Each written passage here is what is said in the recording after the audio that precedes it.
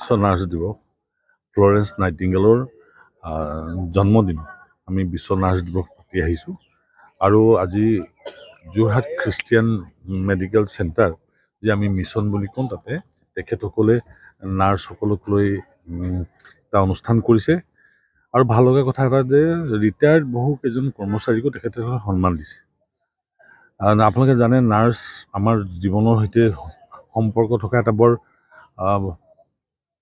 এটা ভাষাৰে বুজাব নোৱাৰা এটা সম্পৰ্ক। নাৰ্ছ বুলি ক'লে নাৰ্ছ বাইদেউ বুলি ক'লে মৰম চেনেহ আৰু যেন নাৰ্ছৰ হাতৰ পৰশ পালে মানুহ ভাল হৈ উঠে এনেকুৱা এটা ধাৰণা আছে আৰু সেইকাৰণে মই তেখেতসকলে মাতাৰ কাৰণে ডক্টৰ সঞ্জীৱ বৰুৱা আৰু এডমিনিষ্ট্ৰেশ্যনে মতাৰ কাৰণে ইয়ালৈ আহিছোঁ।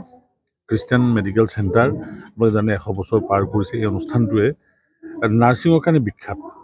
বহু ঠাইত তেখেতসকলৰ দ্বাৰা পাছ কৰা নাৰ্ছিং যিসকলে ষ্টুডেণ্ট আছিলে তেওঁলোকে এতিয়া বৃত্তিত লিপ্ত হৈছে আৰু পৃথিৱীৰ বিভিন্ন ঠাইত তেখেতসকলে কৰ্মৰত হৈ আছে।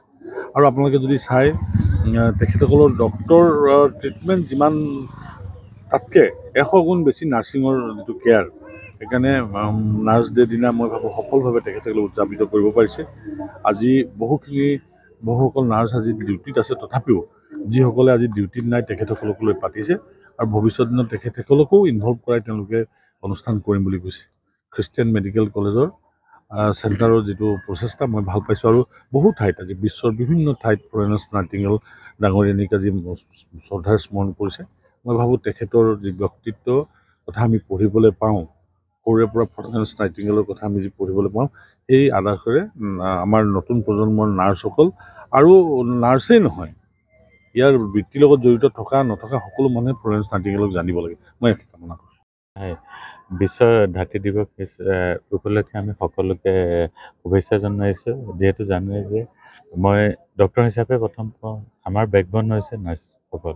আমি যিয়ে ট্ৰিটমেণ্ট নিলিখোঁ কিয় তাক এক্সিকিউট কৰা গোটেই মানুহখিনি প্ৰথমৰ পৰা পেচেণ্টৰ লগত ৰোগীৰ এটেণ্ডেণ্টৰ লগত লাগি থকা মানুহখিনিয়ে হৈছে নাৰ্ছখিনি।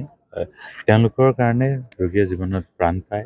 তেওঁলোকে হাঁহিমুখ লৈ ৰোগী আৰু এটেণ্ডেণ্ট ঘূৰি যাবলৈ সক্ষম হয়। গতিকে আমিও তেওঁলোকক বহুত শুভেচ্ছা যাচিছোঁ, তেওঁলোকক শ্ৰদ্ধা জনাইছোঁ আৰু সেই আমাৰ ইয়াতে কৰ্মৰত হৈ যোৱা, ইয়াৰ পৰাই ৰিটায়াৰ কৰা কেইবাগৰাকী নাৰ্ছক আমি সম্বৰ্ধনা জনাইছোঁ আজি এই অনুষ্ঠানটো।